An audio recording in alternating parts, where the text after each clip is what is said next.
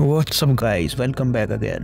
Hello दोस्तों, कैसे हैं आप लोग। आज मैं आपको सुनाने वाला हूँ शाइलो मूवी की कहानी। शाइलो कमाल की वेब सीरीज है, इसलिए लास्ट तक देखना, डेफिनेटली मजा आ जाएगा। तो चलिए दोस्तों शुरू करते हैं आज की कहानी। यह कहानी है उन 10,000 लोगों की जो यहाँ इस शाइलो नामी बंकर में 140 सालों से रह रहे हैं। 140 साल पहले इनके पूर्वजों के साथ क्या हुआ था। शाइलो के बाहर जाते ही लोग मर क्यों जाते हैं, बाहर की हवा जहरीली कैसे हुई, उन विदेशियों ने इनके इतिहास को क्यों मिटा डाला, यह शाइलो किसने बनाया, वह दिन कब आएगा जब ये धरती रहने लायक होगी, अब ये इन शाइलो से बाहर निकलेंगे। यह तमाम सवाल शाइलो के हर एक व्यक्ति के मन में है, पर इसका जवाब किसी के पास नहीं है। जो कोई भी अपने इतिहास को खंगालने की कोशिश करता है, यहाँ की कानून व्यवस्था यानी कि जुडिशल द्वारा उस व्यक्ति को दंडित किया जाता है और उन्हें मारने के लिए शाइलो से बाहर खदेड़ दिया जाता है। तो चलिए आज हम आपको एक काफी मजेदार और मिस्ट्रीफुल कहानी के बारे में बताते हैं जिसका नाम है शाइलो। मूवी की शुरुआत में हमें जो कि यह है शेरिफ होल्टन बेकर, जो सुबह तड़के ऑफिस जाने के लिए निकल चुके हैं। आज से 3 साल पहले उनके साथ कुछ बहुत बुरा हुआ था। ऑफिस पहुंचकर वह इसी संबंध में एक लेटर लिखते हैं जिसमें वह लिखते हैं कि आईने के सामने ज्यादा से ज्यादा फूल लगाकर रखना। फिर अपना बैच भी उस लेटर के साथ रख दिए। उनके पास किसी प्रकार का कोई खुफिया फाइल भी था। जब तक ऑफिस में डिप्टी बॉस भी आ चुके थे, उन लोगों के बीच बहुत गहरी दोस्ती थी। यहाँ से जाते टाइम शेरिफ होल्टन उन्हें होल्डिंग 3 में बुलाते गए। डिप्टी माउस चौंक पड़े क्योंकि कोई भी उस मनुष्य जगह पर नहीं जाना चाहता। होल्डिंग 3 के अंदर एक जेल था जहाँ पर जाकर शेरिफ अपने आप को कैद कर लेते हैं। इसी जेल की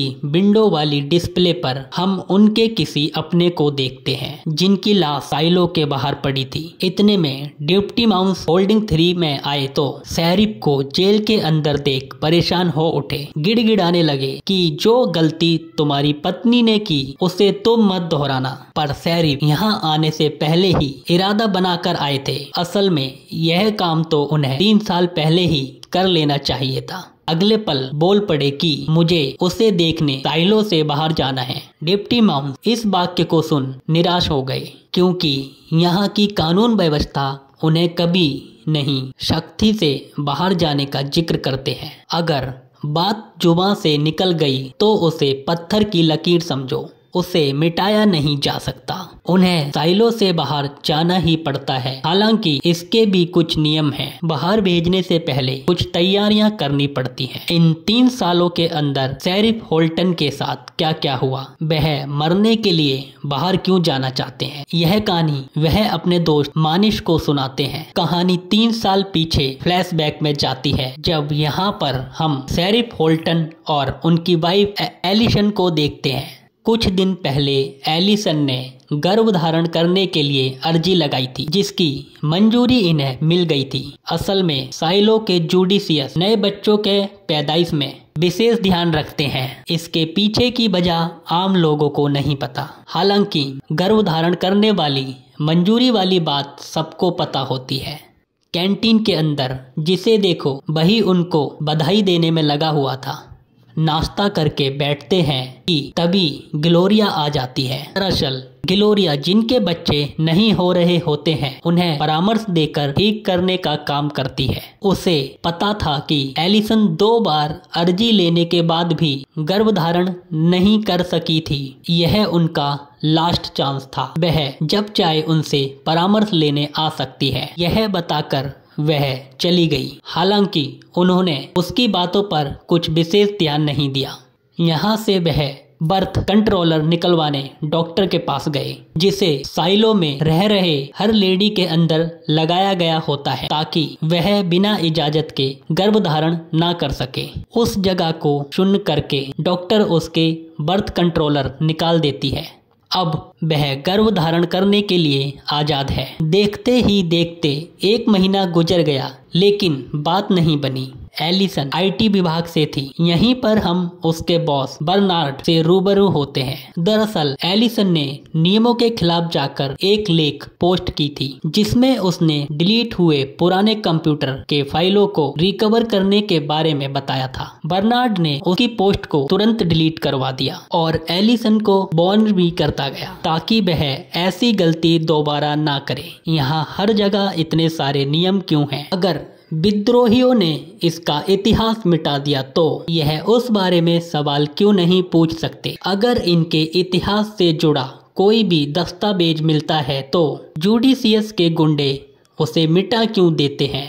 शारिफ हर दफा उनके इन बहकी बातों को नजरअंदाज कर देते थे। उन्हें बस इतना पता था कि उन्हें बस अपने संविधान के रास्ते पर चलना है जिसे कहते हैं द पैक्ट। यह वह किताब है जिसके अंदर साइलो के सारे नियम हैं, जिसके अंतर्गत इन्हें रहना है।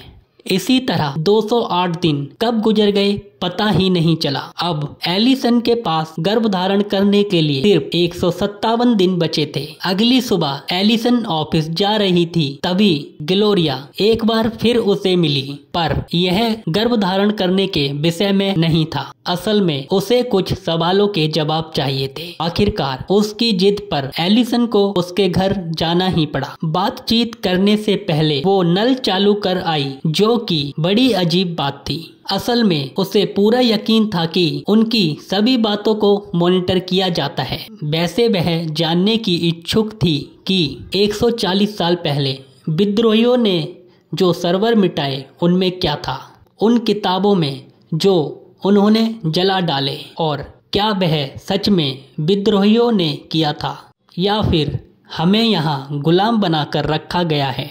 आखिर हम जमीन के अंदर क्यों रहते हैं? असल में बाहर क्या हुआ था? आखिर वे क्यों नहीं जानते? आखिर वे क्यों नहीं चाहते कि हम बच्चा पैदा करें? एलिसन के पास उसके एक भी सवाल का जवाब नहीं था। उसने यह बात होल्टन को भी बताई, क्योंकि 3 साल कोशिश करने के बावजूद भी वो गर्भधारण क्यों नहीं कर सकी। वैसे उनके पड़ोसी ने भी अर्जी डाली थी। उनके बच्चे तो हुए हैं, इसलिए वह जुडिशल को इसका जिम्मेदार नहीं ठहरा सकते। उनमें ही कुछ कमी होगी। वैसे भी एलिसन अब 38 की हो गई है।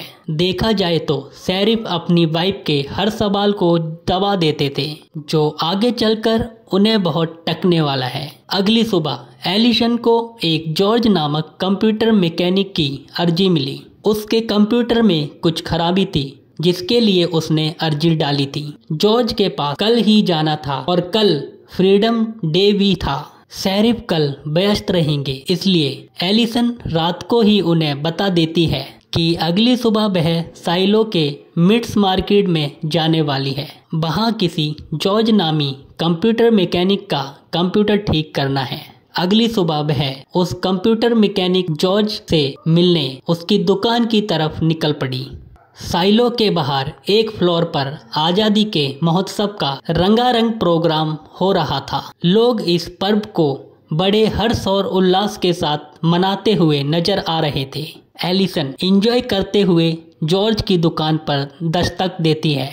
वह एलिसन को देख हैरान था, क्योंकि लगभग 12 अर्जी लगाने के बाद उन्होंने आखिर में एलिसन को भेजा था। वैसे तुम मुझे डायरेक्ट भी अर्जी भेज सकते थे। दरअसल जॉर्ज नहीं चाहता था कि जुडिशल को उस पर शक हो। बात ही कुछ ऐसी है, आज से 1 साल पहले उसे एक हार्ड ड्राइव मिला था जो उसके अंदाजे से 140 साल से भी पुराना है।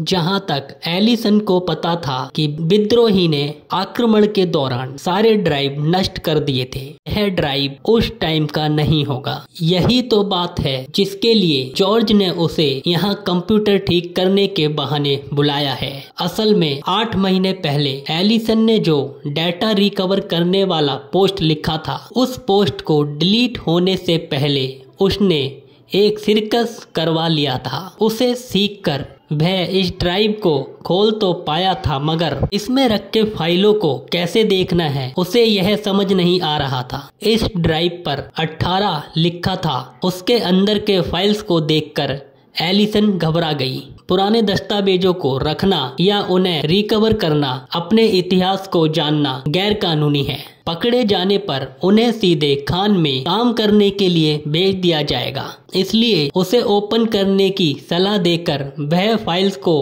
ओपन ही छोड़कर वहां से निकल गई। दूसरी ओर हम साइलो के मेयर पुष्पा को देखते हैं, जिन्हें साइलो का बच्चा बच्चा जानता है। वह मेयर ऐसे ही नहीं बनी, बल्कि उन्होंने इस पद को कमाया है। साइलो की जनता उनसे प्रेम करती है। सबको संबोधित करते हुए वह अपने भाषण में अपने पूर्वजों का जिक्र करती हैं, जिन्होंने 140 साल पहले आज ही के दिन विद्रोहियों से आजादी दिलाई थी। हालांकि इस आजादी की लड़ाई में विद्रोहियों ने इनके इतिहास के दस्तावेजों को पूरी तरह मिटा दिया था। इनके लाइब्रेरी जला दिए, सारी किताबों को नष्ट कर दिया था, पर आखिर में उनकी हार हुई। साइलो के उन वीर शहीदों के लिए कुछ मिनट के लिए मौन रखा गया। इधर जॉर्ज को साइलो का ब्लूप्रिंट मिल चुका था, जिसके सबसे निचले हिस्से में एक सुरंग बनी थी। भाई साहब, इस खुफिया सुरंग को देखकर वह अचंभित रह गया। इसी प्रकार कुछ महीने और गुजर गए, फिर भी एलिसन मां नहीं बन पाई। आखिर जुडिशल बर्थ कंट्रोल क्यों कर रहे हैं? जिस दिन माता ठनका उसी पल इसका पता लगाने वह निकल पड़ी। इसका जवाब उसे ग्लोरिया के पास ही मिल सकता था।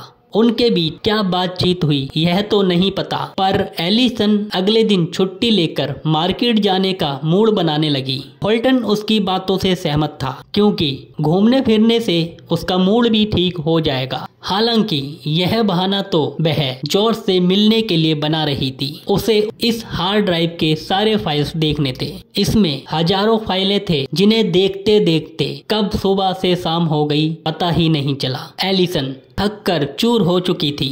वापस जाने ही वाली थी, तभी उसकी नजर एक फाइल पर पड़ी, जिस पर लिखा था जैन कारमोडी क्लीनिंग जाने से पहले सोचा कि एक आखिरी फाइल खोल लेते हैं। उस फाइल में एक वीडियो था, जिसे देखने के बाद दोनों की आंखें फटी की फटी रह गईं। बाहर के वातावरण में हरियाली तथा इन्हें कुछ उड़ते हुए जीव दिखे, जबकि साइलो के डिस्प्ले पर वे इन्हें कुछ और ही दिखाते हैं। आखिर माजरा क्या है, यही सोचते हुए एलिसन घर लौट आई। इन सब के बारे में सैफी को कुछ नहीं बताया। हालांकि वह एलिसन के लिए चिंतित था, क्योंकि इस बार भी वह माता पिता बनने में विफल रहे।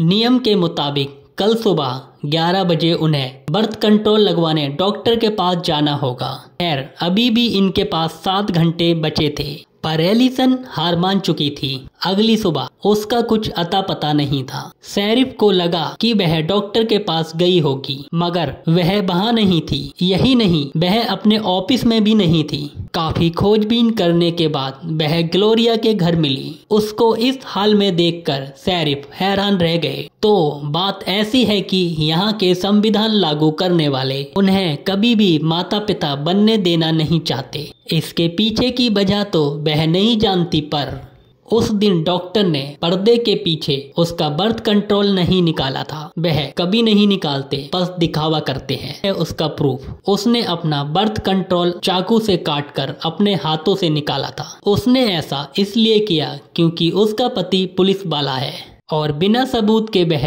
उसकी एक नहीं सुनता। उसके घाव देखकर शेरिफ घबरा कर फौरन डॉक्टर को लेने भागे। पूरी ताकत लगा दी कि कहीं देर ना हो जाए, पर इस सब का कोई लाभ नहीं हुआ। अब वह कैफेट एरिया में थी।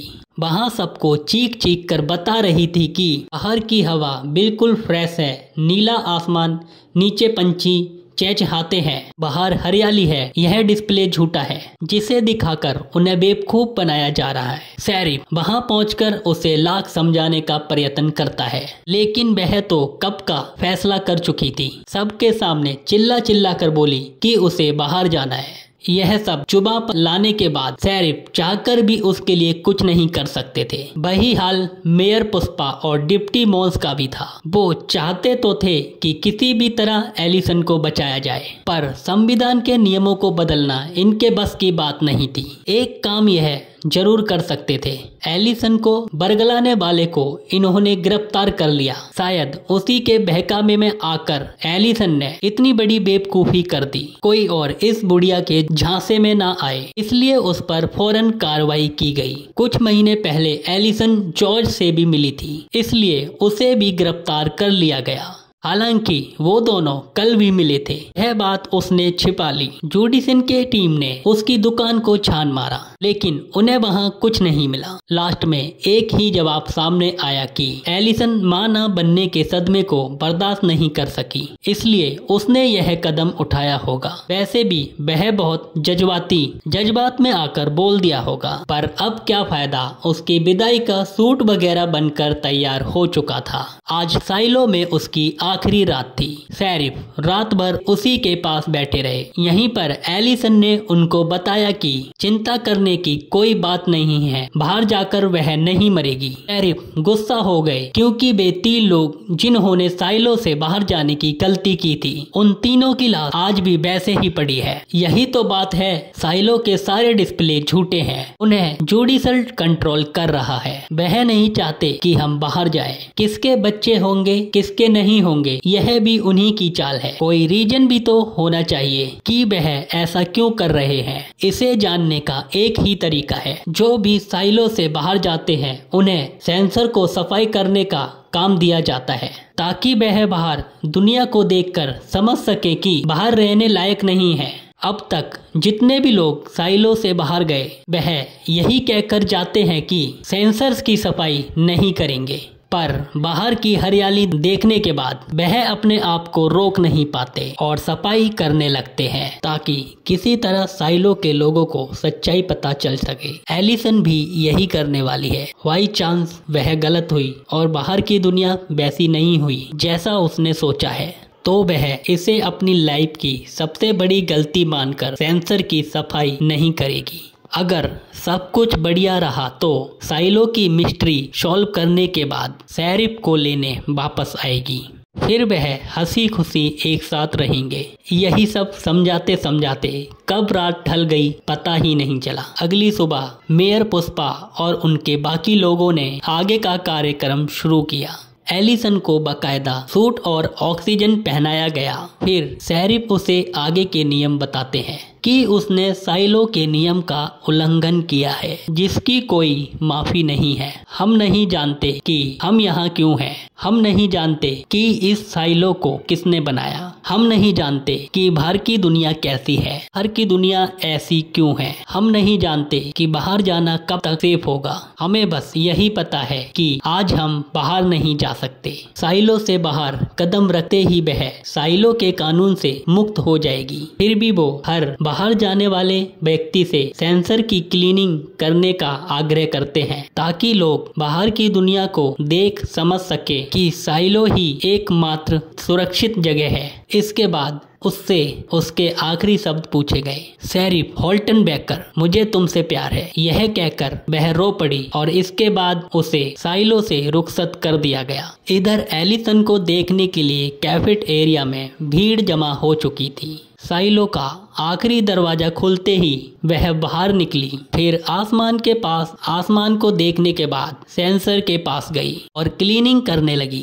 शेरिफ चकित रह गए क्योंकि वह बोलकर गई थी बाहर हरियाली होगी तो ही वह क्लीनिंग करेगी। इसका मतलब साइलो के अंदर का डिस्प्ले झूठा है। उसी उजाड़ जगह को देख रहे हैं जिसे उन्हें दिखाया जा रहा है। हालांकि थोड़ी दूर जाने के बाद एलिसन गिर पड़ी। उस ऑक्सीजन सिलेंडर खत्म होते ही वह भी खत्म हो गई। जॉर्ज भी कैफेट एरिया में ही था।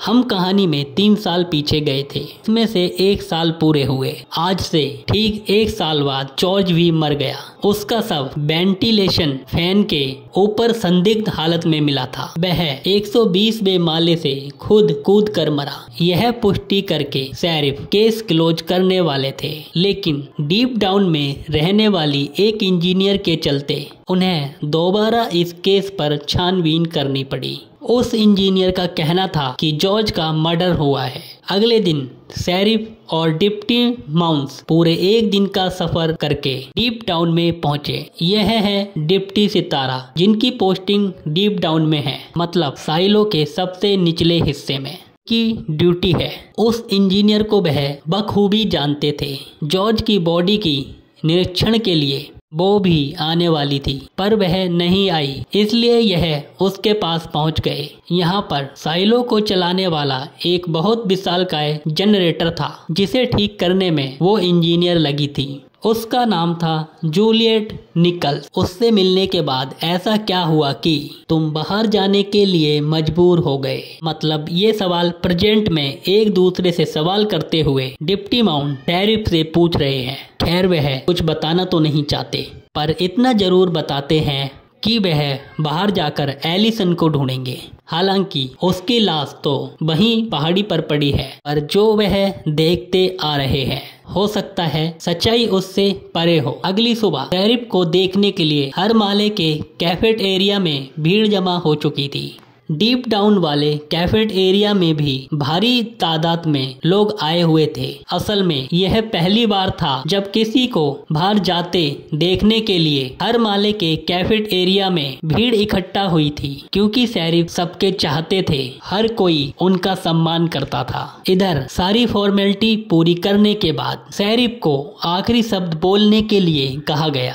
वह सबको परेशान करने के लिए निराश थे, जिसके बाद उन्हें विदा कर दिया गया। बाहर निकलते ही उनके होश उड़ गए। एलिसन बिल्कुल सही थी। उसने जैसा बताया था बाहर की दुनिया बिल्कुल वैसी ही थी। नीले आसमान तले पंछी चहचहा रहे थे। हालांकि यह दृश्य शाइलो के अंदर रहने वाले लोगों के लिए इसके विपरीत था। उन्हें तो सिर्फ बंजर भूमि दिख रही थी। इस खूबसूरत नज़ारे को देखने के बाद शेरिफ फौरन सेंसर को क्लीन करने के लिए गए, इस उम्मीद में कि शायद अंदर वाले इस खूबसूरत नज़ारे को देख सकें। 3 मिनट बाद जब उसके सूट का ऑक्सीजन खत्म हो गया, उसे सांस लेने में दिक्कत होने लगी। किसी तरह वह अपने हेलमेट को निकाल फेंकते हैं, लेकिन इससे भी कुछ फर्क नहीं पड़ा। वो भी एलिसन के बॉडी के पास जाकर दम तोड़ देते हैं, जिसे देख जूलियट चिल्ला पड़ी कि वह 1 नंबर का झूठा था।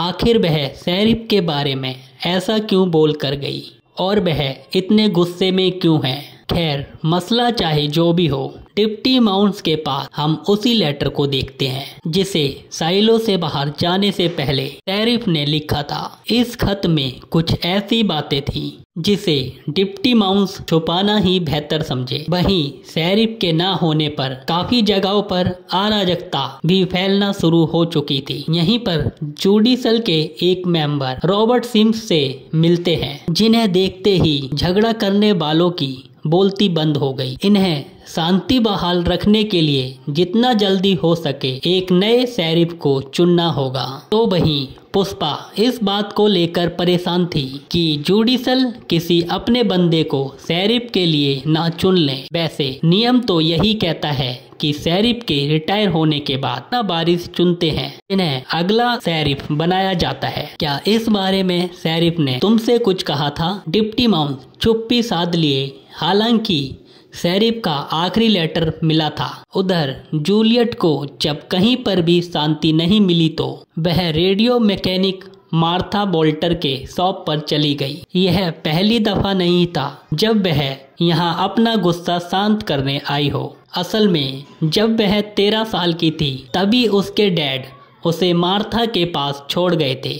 मानकर चलो, मार्था उसकी माँ समान थी। वह उसके मूड ऑफ के पीछे की वजह पूछती है। असल में यह बात जॉर्ज के, जिसे मरे हुए अब 3 महीने हो चुके थे। शेरिफ होल्टन ने उससे जॉर्ज के कातिलों को ढूंढने में उसकी मदद करने के लिए कहा था, पर वो कुछ बताए बिना ही बाहर चला गया। जूलियट यह सब जाने भी देती अगर जॉर्ज का एक्सीडेंट हुआ होता। वह खुद को मार ही नहीं सकता। जिस रात जॉर्ज मरा उससे पहले वह काफी खुश था। उस दिन वे कूपर का प्रमोशन सेलिब्रेट कर रहे थे क्योंकि कूपर जूलियट की जगह लेने वाला था। यहीं पर हमें पता चलता है कि जॉर्ज और जूलियट एक दूसरे से प्यार करते थे। हालांकि यह इल्लीगल था। पहले उन्हें जुडिशल से परमिशन लेनी होगी, फिर मंजूरी मिलने के बाद ही वह साथ रह सकते हैं। अगर पकड़े जाते तो सीधा खान में काम करने के लिए भेज दिया जाता। इसलिए जॉर्ज बहुत डर डर कर उससे मिलता था। उस दिन जॉर्ज उसे कुछ बताने वाला था। उसने छुट्टी के बाद घर पर मिलने का प्लान बनाया। जब छुट्टी के बाद देर से घर लौटी तो उसे एक थैला मिला जिसके अंदर किसी प्रकार का एक औजार और एक लेटर था जिसमें लिखा था कि यह औजार जहां हमने पहली बार देखा था वह जगह तुम्हें याद है? मुझे वो मिल गया जिसकी तलाश में सालों से कर रहा था। अगली सुबह लोगों के बीच कैंटीन में खुशुर फुसुर चल रही थी। कूपर भी उदास था।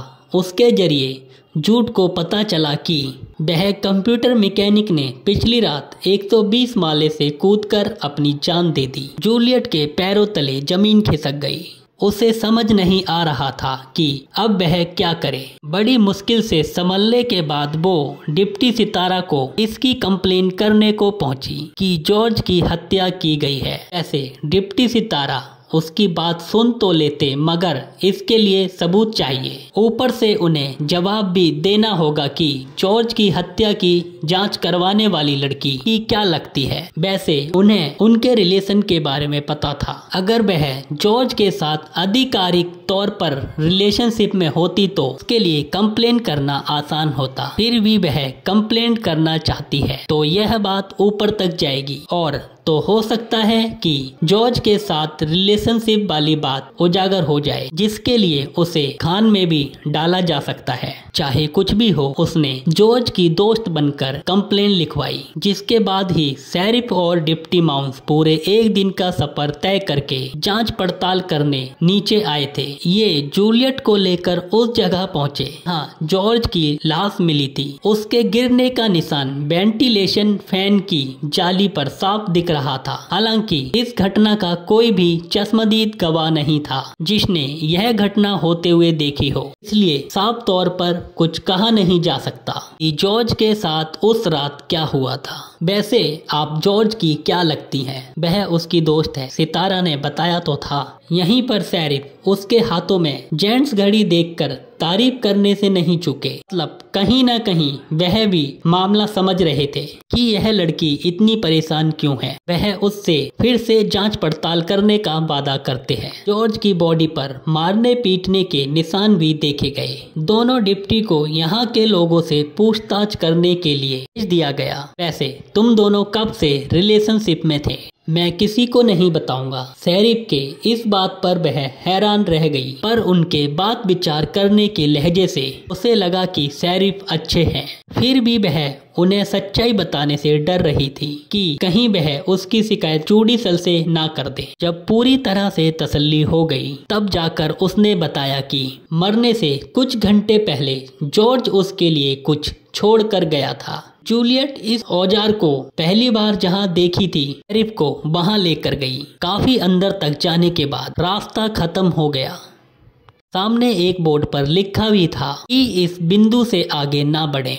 यह संविधान यानी कि द फैक्ट के नियमों का उल्लंघन है। इस बोर्ड के पीछे एक सुरंग बनी थी जिसमें नीचे उतरने के लिए सीढ़ियां बनी थी। तकरीबन 20 फीट डीप डाउन जाने के बाद वे इस जगह पर पहुंच गए जहां पर साइलो के खुदाई का काम खत्म हुआ था। वहां का नजारा देख शेरिफ की आंखें बड़ी हो गईं। उसके सामने वह विशालकाय मशीन थी जिसने साइलो को बनाने के लिए खुदाई की थी।